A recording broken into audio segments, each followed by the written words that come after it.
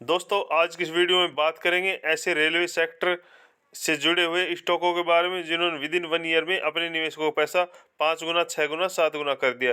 वैसे तो इस रेलवे के और भी स्टॉक है जो जैसे 500, 700 है, ठीक है, लेकिन उन्होंने अपने निवेश को पैसा या तो 2 गुना किया होगा या ज़्यादा मैक्सिमम 2.5 गुना किया होगा। हम बात कर रहे हैं IRFC यानी कि इंडियन जो IRFC यानी इंडियन रेलवे फाइनेंस कॉरपोरेशन, साथ में इरकॉन इंटरनेशनल, ठीक है, और आरवीएनएल आरवीएनएल यानी कि ये दोनों जो कंपनियां है ना, रेल विकास निगम लिमिटेड और इरकॉन, इनका काम है रेलवे का, ये सिविल कंस्ट्रक्शन का काम करती है, यानी कि रेलवे का विकास करती है। और जो IRFC इनको क्या करती है, फाइनेंस, पैसा उपलब्ध कराती है। तो इन तीनों के ऊपर काम करेंगे, बात करेंगे।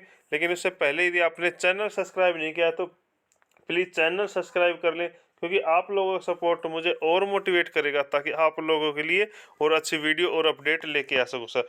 क्योंकि सर यहाँ पे जो 1 फरवरी को उम्मीद लगाई जा रही है, जो बजट पेश होने वाला है उसमें ये लगाया जा रहा है कि जो इनमें जो शेयरों में तेजी आई है, ये कारण क्या है सर, कि लगभग 3 ट्रिलियन यानी 3 लाख करोड़ रुपए रेलवे के लिए, सिर्फ रेलवे के लिए बजट कर सकती है। यानी कि रेलवे को ये लिखा है ना, अंतरिम बजट पेश होने से पहले रेलवे से जुड़ी कंपनियों के शेयर में उछाल आया, क्योंकि क्योंकि जो ये है ना, ये 1 फरवरी को 3 लाख करोड़ तक इनका आवंटन करेगी। यानी कि जो रेलवे के लिए 3 लाख करोड़ यानी 3 ट्रिलियन रुपए तक का इनके लिए आवंटन करेगी। इनकी जो रेलवे में जो विकास की गति है उसको बढ़ाएगी, कॉरिडोर यूरोप तक जोड़ने की संभावना है, और वो भी उन्होंने घोषणा वगैरह कर रखी है।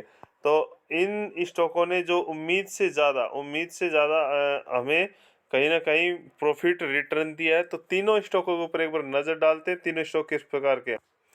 इरकॉन इंटरनेशनल स्टॉक लगभग, इस स्टॉक ने 280 रुपये तक हाई लगा दिया। सिक्स मंथ का चार्ट देखते तो 169%, 1 ईयर का चार्ट देखते तो लगभग 336% का रिटर्न इस स्टॉक ने अपने निवेशकों को दिया है, ठीक है।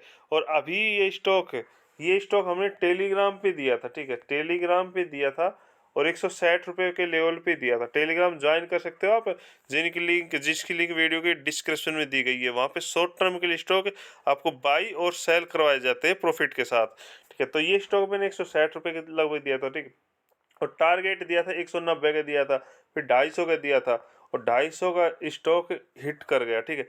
वहाँ पे मैंने इसमें सेलिंग नहीं करवाई, इसलिए नहीं करवाई क्योंकि देखो सर, शॉर्ट टर्म के लिए ठीक है, बट अभी स्टॉक में और तेजी आना बाकी है, क्योंकि इसमें प्रॉफिट बुकिंग हुई है। इस तीनों स्टॉकों में प्रॉफिट बुकिंग हुई है, पूरे मार्केट में एफआई की बिकवाली की वजह से प्रॉफिट बुकिंग हुई है। तो अभी जब तक बजट नहीं आ जाता, क्योंकि जैसे ही बजट आएगा ना, तो ये स्टॉक जो अभी 250 को देखने को मिला है ना आप लोगों को, 250 को 350 रुपये तक जाता हुआ दिखाई दे सकता है, ठीक है सर। 350 रुपये तक का लेवल छू सकता है, ठीक है। तो अभी जिन्होंने बाइंग किया हुआ है, ऑलरेडी बाइंग किया हुआ है, होल्ड रखो। और जिनके पास यदि बाइंग नहीं है तो फिर आप इसी लेवल पे जो ये भी लेवल चल रहा है उसके लिए फिर थोड़ा लॉन्ग टर्म के लिए जाओ सर, ठीक है। ये नहीं, देखो सर क्या होता है कि कई बार निवेशक क्या होते हैं, हाई लेवल पे स्टॉक, जब स्टॉक यहाँ पे खड़ा होता है ना, यहाँ पे खड़ा होता है तो यहाँ पे बाइंग करते हैं। ये सबसे बड़ी गलती होती है सर। जब स्टॉक यहाँ पे कंसोलिडेट कर रहा होता है, गिरावट होते है, तो वहाँ पे बाइंग करो, ठीक है। स्टॉक में जब जो इरकॉन और मार्केट क्रैश होने की वजह से, तो मैंने ऑलरेडी बोल दिया था, ठीक है, इसके लिए भी, इरकॉन के लिए भी बोल दिया था और आरवीएनएल के लिए बोल दिया था कि इन स्टॉकों को बाई कर लो, मौका है। और इसके साथ साथ यदि आरवीएनएल को भी देखे तो इस स्टॉक ने भी लगभग 350 तक का लगभग हाई लगा दिया था। और 6 मंथ का चार्ट देखते तो 139%, और 1 ईयर का चार्ट देखते 313%, और मैक्स देखते तो 1400% का रिटर्न दिया है, ठीक है। 3-4 साल पहले ये कंपनी जब स्टॉक मार्केट में लिस्ट हुई थी तो ओनली 25 से 30 रुपए के भाव में लिस्ट हुई थी, ठीक है। तो उस लेवल से इस स्टॉक ने अपने निवेशकों को मैक्स 1400% का रिटर्न दे दिया है, कि अपने निवेशकों को पैसा 14 गुना कर दिया। तो ये होता है सर लॉन्ग टर्म में जाने के लिए अच्छी कंपनियों के लिए, ठीक है सर। तो अभी भी जो रेल विकास निगम जिसके पास भी है ओनली होल्ड रखो, क्योंकि बजट आने के बाद स्टॉक ये 300 का लेवल छू चुका है। 300 नहीं, फिर ये 500 का लेवल दिखा सकता है, बट उसके लिए थोड़ा आपको भाई टाइम देना पड़ेगा, क्योंकि उस समय क्या हो जाएगा, अभी जो लिमिट है 20% की वो कम हो जाएगी, ठीक है। कम हो जाने के बाद स्टॉक फिर थोड़ा कंसोलिडेट करेगा, बट आपको इसको टाइम देना पड़ेगा। स्टॉक जाएगा जिस तरह से स्टॉक यहाँ से 20-25 रुपये से यहाँ से देखो, यहाँ से स्टॉक यहाँ तक आया है ना, दौड़ता हुआ जाएगा, बट आपको ये होल्ड करना पड़ेगा सर।